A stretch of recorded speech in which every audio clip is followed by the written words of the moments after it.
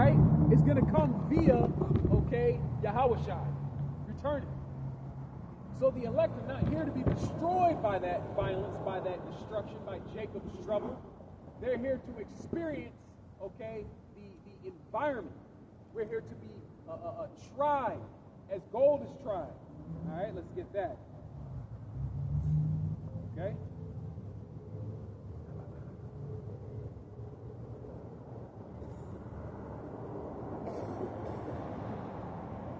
I'll get this second address. Chapter 16.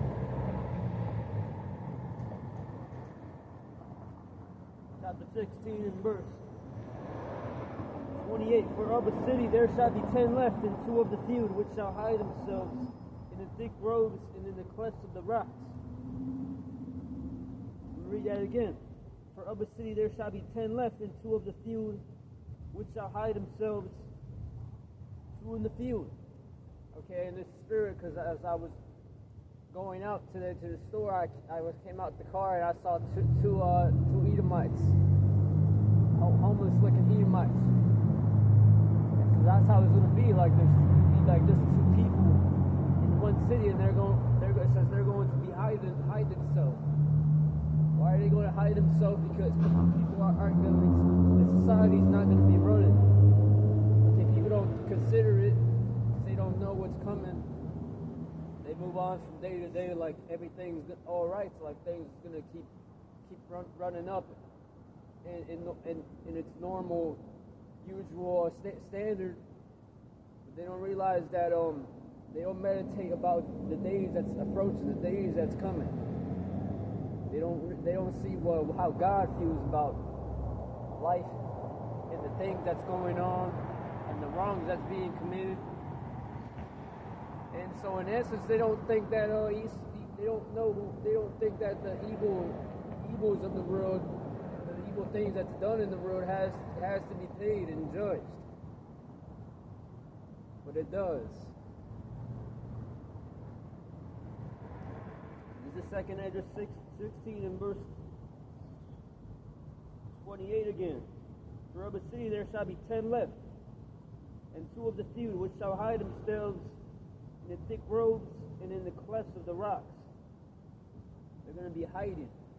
Why are they going to be hiding once again? Because look at the movie The Road. I remember I saw that movie when I was like a young man, a young boy.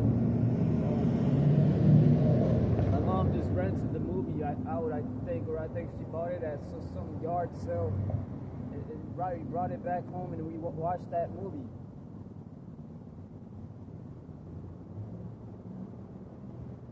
And looking at that movie, I didn't ever think that I thought that would happen. I thought that wouldn't ever happen, right?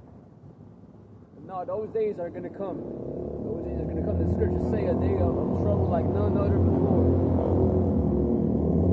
Why is it like none other before? Because it's gonna be done on a level and on a scale that's never been happened before. Literally all America is going to be destroyed here and there with bits and tidbits in here blown up by missiles. Mind if I add to that? Yeah. Not only is it going to be a time of trouble that the world has never seen before because of the missiles, but before the missiles even get here, you got to consider all the factors that are here in the United States, right? Everybody and their mama has guns. Not everybody there was no such thing as a gun in the Roman Empire, all right? Everybody has guns in the United States.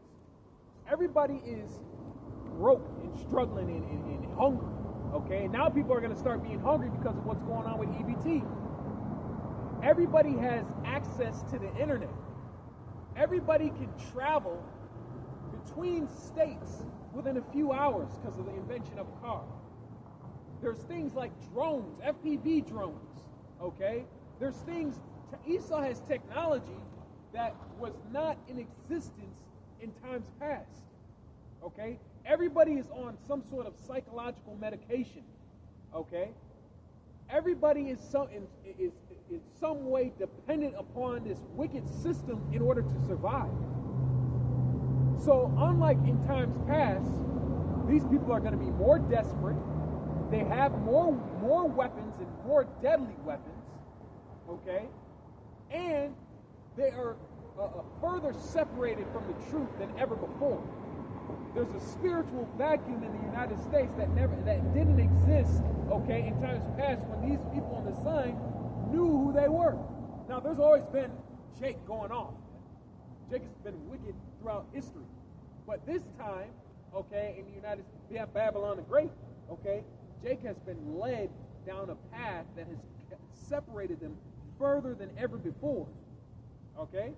So those are all the factors that are going to contribute to Jacob's trouble being even worse, okay, than a time that has ever happened on the world, okay?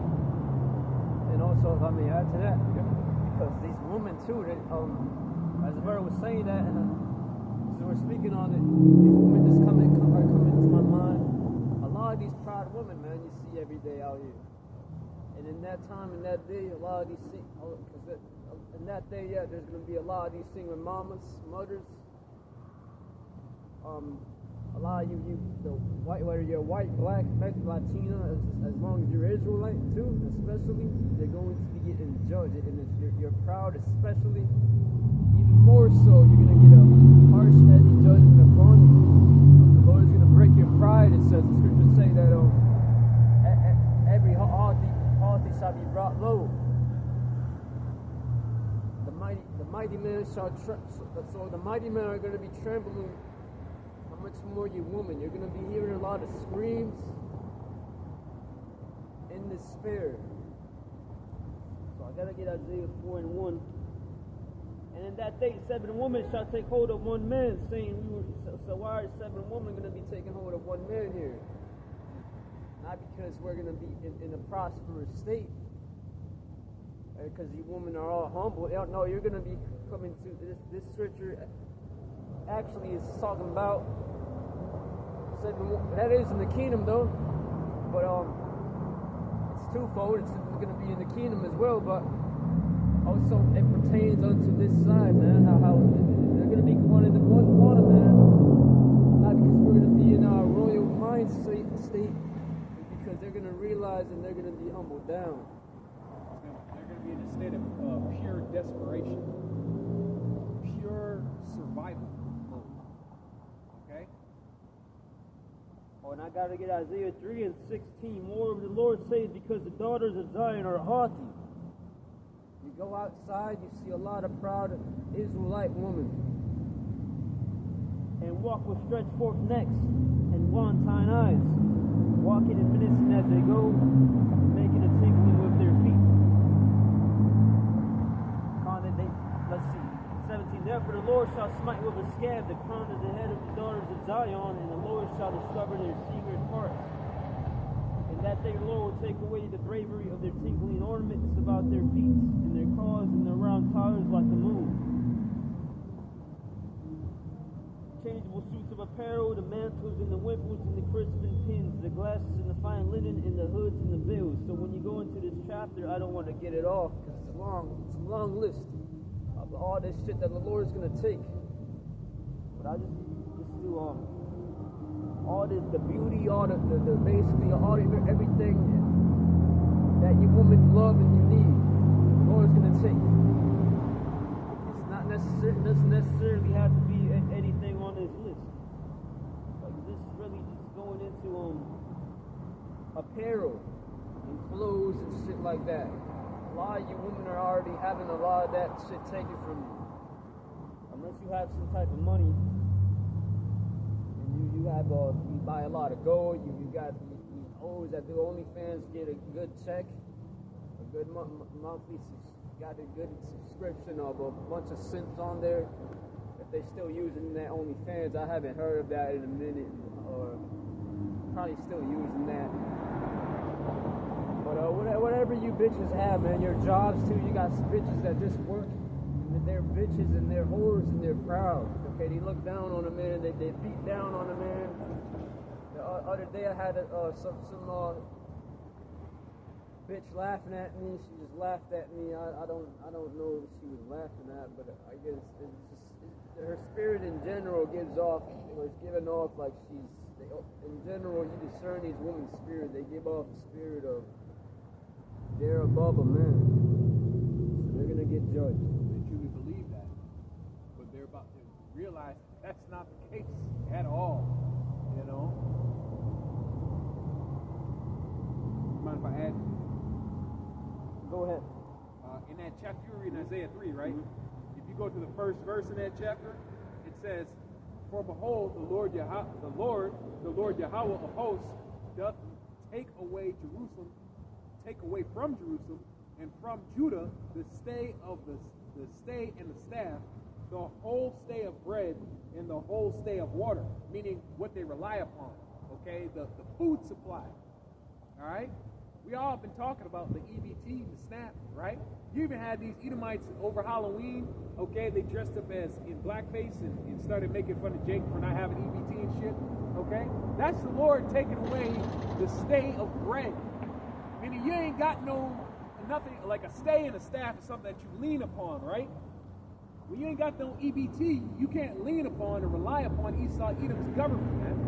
He's going to take away what you, the trust that you put in Egypt, okay? You trust in oppression, okay? You trust your oppressor to feed you when he wants you dead, okay? So the Lord said he's going to take it away so that you have nothing left but to rely upon Yahweh Shem Yahushai. But you niggas, okay, you're not going to rely upon Yahweh Shem Yahushai. You're going to go revert right back into your reprobate ways, and you're going to go straight to Esau Edom for help when he comes out with that chip, man. You know? So that's how you're going to get your bread and your water. Okay? It also says here in verse 25, thy man shall fall by the sword, and thy mighty in the war. Oh yeah, because there's going to be that third woe. You know what that means? Y'all don't know the scriptures, y'all can't understand. You know, it's the only English word I understand if you don't know. Woe means destruction. So the Lord's going to bring that third war. The Lord's prophesying here the third war. Matter of fact, it mentions the First World War and the Second World War as well. But this one's going to be the third one that hasn't happened yet. Once again, and that's going to be the catalyst of the Lord to the Lord. He's going to bring to humble down your woman. And destroy a lot of these men because they're sick. Okay, some of these men that are simps out here, they look like a man that they got a more masculine build, a muscular build about themselves. Okay, they look like a man, but they don't act like one. Okay, they'll because you know how I can prove that, because to go outside and see,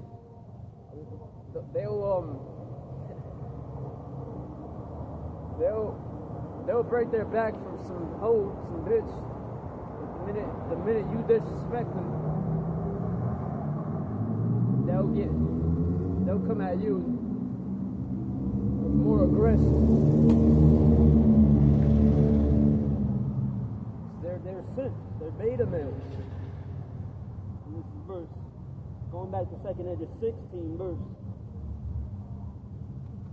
28, and then they hide themselves in the thick groves and in the clefts of the rocks, as in an orchard of olives upon every tree there are left 3 or 4 olives, or as in a vineyard is gathered there are left some clusters of them that diligently seek through the vineyard. Even so in those days there shall be 3 or 4 left by them that search their houses with the sword, and the earth shall be laid waste, and the fumes thereof shall wax old, and her ways and all her paths shall grow full of thorns, because no man shall travel there through.